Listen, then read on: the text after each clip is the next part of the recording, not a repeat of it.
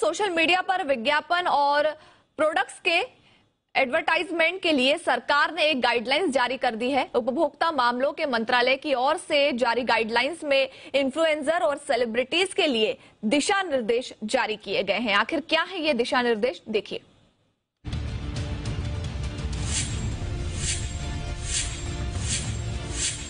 और इसी के साथ भारत में सेलिब्रिटीज और इन्फ्लुएंसर्स के लिए अब तक की सबसे स्पष्ट और कड़ी गाइडलाइंस लागू हो गईं।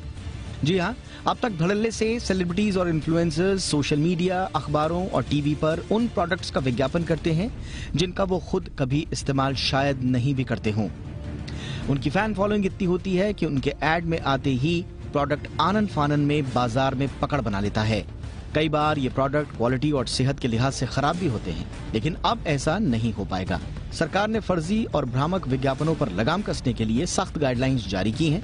सरकार ने साफ किया है कि सेलिब्रिटीज या इन्फ्लुएंसर्स ऐसे प्रोडक्ट का ही विज्ञापन कर सकेंगे जिसका उन्होंने खुद इस्तेमाल किया हो। इतना ही नहीं, सरकार ने आगे बढ़ते हुए बदलते दौर में नए नियमों के तहत इन्फ्लुएंसर्स के किसी भी अवतार में किए गए एड पर भी इन्फ्लुएंसर्स की जवाबदेही तय की है। नई गाइडलाइंस के मुताबिक किसी विज्ञापन को लेकर गलत जानकारियां देना या जानबूझकर किसी तथ्य को छिपाना अनफेयर ट्रेड प्रैक्टिस की कैटेगरी में आएगा। विज्ञापनों में बढ़ा चढ़ाकर दावे करना और कंज्यूमर पर दबाव बनाने की कोशिश करने जैसे विज्ञापनों पर भी सरकार ने सख्ती दिखाई है और साफ किया है कि किसी भी फॉर्मेट में इस तरह के विज्ञापन नहीं दिखाए जा सकते। इसके तहत किसी प्रोडक्ट का प्रमोशन करने से पहले सेलिब्रिटीज और इन्फ्लुएंसर्स को डिस्क्लेमर देना होगा।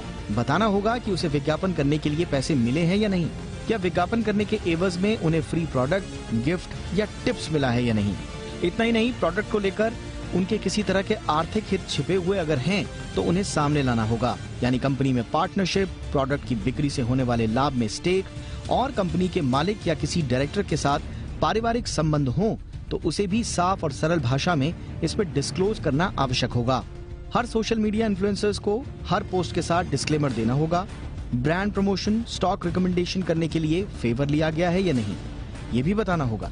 गाइडलाइंस में साफ कहा गया है कि विज्ञापन पेड है, स्पॉन्सर्ड है या पेड प्रमोशन है, ये विज्ञापन के साथ डिस्क्लेमर देना जरूरी होगा। वहीं किसी विज्ञापन के साथ कोई हैशटैग या लिंक जुड़ा हुआ है तो इसकी भी जानकारी मुहैया करानी जरूरी होगी। वहीं सोशल मीडिया, यूट्यूब या किसी भी विजुअल मीडियम पर लाइव स्ट्रीमिंग के दौरान डिस्क्लेमर को लगातार चलाने को भी सरकार ने अनिवार्य कर दिया है। सरकार ने गाइडलाइंस को सख्त बनाने के साथ ही इसका उल्लंघन करने पर 10 लाख तक का जुर्माना फिक्स किया है और अगर सेलिब्रिटी या इन्फ्लुएंसर्स लगातार नियमों को तोड़ने का काम करते हैं तो जुर्माने की राशि 50 लाख तक हो सकती है। साथ ही विज्ञापन करने वालों को एंडोर्समेंट से भी रोका जा सकता है। भ्रामक विज्ञापनों से जुड़ी कोई शिकायत आस्की या सीसीपीए से की जा सकती है। फिलहाल तो भ्रामक विज्ञापनों को रोकने के लिए सरकार की नई गाइडलाइंस को बेहद अहम माना जा रहा है।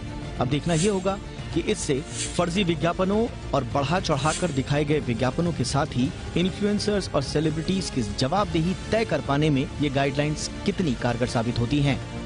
ब्यूरो रिपोर्ट, जी मीडिया।